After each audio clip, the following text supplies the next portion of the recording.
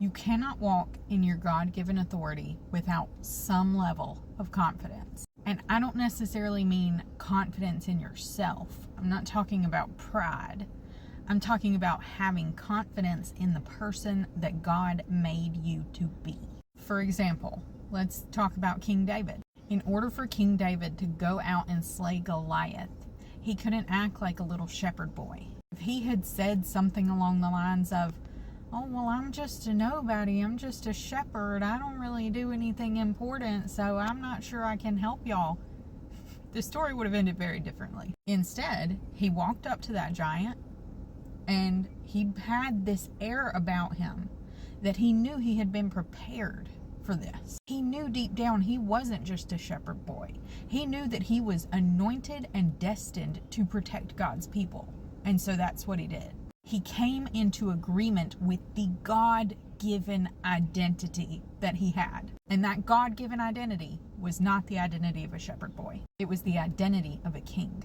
And I think a lot of times we equate staying small with being humble. We think that in order to be humble, we have to make ourselves this big. Since when has God asked you to play small? Where's that Bible verse? No, he asked you to do great things. In fact, Jesus said, "They will do greater things than I have." But you will not do those great things if you do not come into agreement with your God-given identity. But when you do come into agreement with that God-given identity, that means that you have God behind you.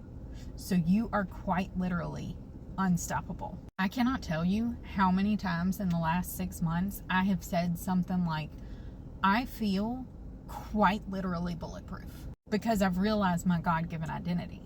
That doesn't mean that things aren't going to come my way, but that means that no weapon formed against me will prosper unless I let it prosper. And I only let it prosper if I forget who I am.